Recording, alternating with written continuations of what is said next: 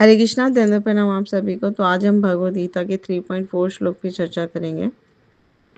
न कर्मणामनारंभा नैष्कर्म्यं पुरुषो अश्नुते न च संन्यसनादेव सिद्धिं समधि गच्छति। अनुवाद तथा तात्पर्य श्री प्रभुपाद जी के द्वारा। श्री प्रभुपाद की जय। न तो कर्म से विमुख होकर कोई कर्म फल से छुटकारा पा सकता है और न केवल संन्यास से सिद्धि प्राप्त की जा सकती है। तो शिव पापा जी बहुत सुंदर समझाए तात्पर्य में कि कर्म तो हमें करना ही है। अगर हम कर्म से विमुख हो जाएंगे तब भी हम कर्म फल से छुटकारा नहीं पा सकते, और अगर हम संन्यास ग्रहण कर लें तब भी हमें सिद्धि प्राप्त नहीं होगी। तो भौतिकतावादी मनुष्य के हृदय को विमल करने के लिए जिन कर्मों का निधान किया गया है ना, बताया गया है, तो उनके द्वारा शुद्ध हुआ मनुष्य ही संन्यास ग्रहण कर सकता है, जो शुद्ध है। तो शुद्धि के बिना जो संन्यास ग्रहण कर लेंगे कोई व्यक्ति, तो वो सफलता नहीं मिल पाती। और ज्ञान योगियों के अनुसार संन्यास ग्रहण करने और सकाम कर्म से विरत होने से मनुष्य नारायण के समान हो जाता है। ऐसा ज्ञान योगी समझते हैं कि जब हम संन्यास ग्रहण कर लेंगे या सकाम कर्मों से भौतिक जगत से विरत हो जाएंगे, विरक्त, तो हम नारायण के समान हो जाएंगे। लेकिन भगवान कृष्ण इस मत का अनुमोदन नहीं करते। स्वयं भगवान भी कह रहे हैं कि इससे सिद्धि नहीं मिल सकती। हृदय की शुद्धि के बिना जो संन्यास ग्रहण करेगा कोई व्यक्ति, तो उससे सामाजिक व्यवस्था में उत्पाद उत्पन्न करेगा, यानी कुछ ना कुछ गड़बड़ हो जाएगी।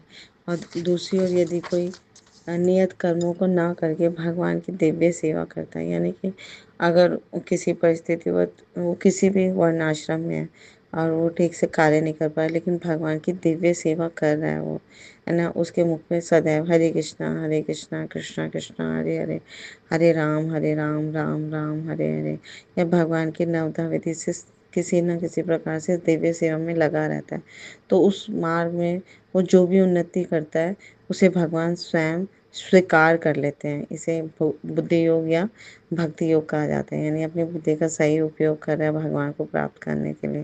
तो एक बहुत सुंदर श्लोक है 2nd चैप्टर में, स्वल्प अपस्य धर्मस्य त्रायित्व महत्व भयात्।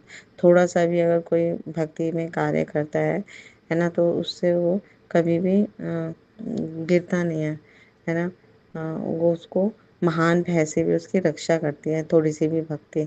तो हमारा इसमें फ़ायदा ही फ़ायदा है, कल्याण ही निहित है जब हम भगवान की भक्ति करते हैं। तो ऐसे ऐसे सिद्धांत की वंश मात्र संपन्नता भी महान कठिनाइयों को पार करने में सहायक होती है। तो हमारे जीवन में कितनी परेशानियां हैं, आपदाएं हैं, वो सब कठिनाइयां दूर कर देती है भगवान की भक्ति।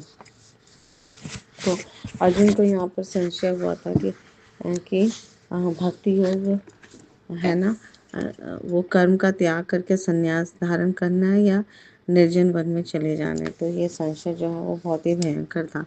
इसलिए भगवान श्री कृष्ण यहाँ पर तुरंत संशय को काट रहे हैं और कह रहे हैं कि भक्ति योग है ना, उसका अर्थ ये नहीं लगाना चाहिए कि सभी कार्य को छोड़ दो और संन्यास ले लो, है ना, और सोचे कि मैं अब कर्म बंधन से मुक्त हो गया हूँ और अब मेरे को परम लक्ष्य की प्राप्ति हो गया। ऐसा विचार अनुचित है, ऐसे भगवान स्वयं कह रहे हैं। तो जैसे एक उदाहरण से समझेंगे, कोई व्यक्ति ये सोचे कि अगर मैंने भक्ति योग का अभ्यास करना है ना, तो मैं सब कुछ छोड़ दूँ, यानी स्त्री को छोड़ दूँ, संतान को छोड़ दूँ, अपनी नौकरी व्यापार सब कुछ छोड़ दूँ। तो क्योंकि इनकी वजह से मुझे सारे कर्म करने पड़ेंगे, कर्म में लगना पड़ेगा। तो और अगर कर्म में लगूंगा तो मैं कर्म बंधन मुझे लग जाएगा, है ना, भौतिक संसार में आवागमन होता रहेगा। तो अगर मैं इन सब का त्याग कर दूंगा तो कर्म बंधनों से स्वयं को बहुत सरलता से मुक्त कर लूंगा। लेकिन भगवान श्री कृष्ण इस श्लोक में, है ना, 3.4 में इसका खंडन कर रहे हैं, है ना। ये बता रहे हैं कि ऐसे ही कार्य से किसी भी साधक को सिद्धि प्राप्त नहीं होती, बल्कि कर्तव्य पालन नहीं करने का दोष लग जाएगा उसे। और इसलिए बाहरी रूप से अगर कोई संन्यास ले सिद्धि, तो उसे कभी भी सिद्धि प्राप्त नहीं हो सकती। तो उसे हृदय को शुद्ध करना होगा, चित्त को निर्मल करना होगा, और वो हम इस कलयुग में हरे कृष्णा महामंत्र से बहुत सरलता से कर पाते हैं। श्री चैतन्य महाप्रभु इस कलयुग में नाम संकीर्तन लेकर आए, नाम प्रवर्तन किया उन्होंने। उन्होंने कहा हरे नाम हरे नाम एव केवलम, कलो नास्ते व अन्यथा। इस कलयुग में केवल हरि का नाम और केवल हरि का नाम ही शुद्ध होने का या मुक्ति का उपाय है, और कोई उपाय नहीं है, नहीं है, नहीं है।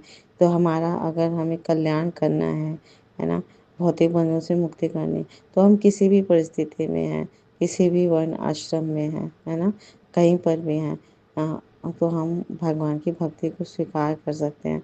100% शरणागत होकर अपना जीवन धन्य बना सकते हैं। और फिर ऐसे ऐसे कार्य से, भक्ति योग के थोड़ी से भी कार्य, रंच मात्र भी कोई कार्य करता है, भगवान की सेवा करता है, तो महान कठिनाइयों को वो पार कर जाता है, उसका जीवन धन्य हो जाता है। Thank you so much. Guru Maharaj की जय, श्री प्रभुपाद की जय, आप सब भक्तवृंद की जय।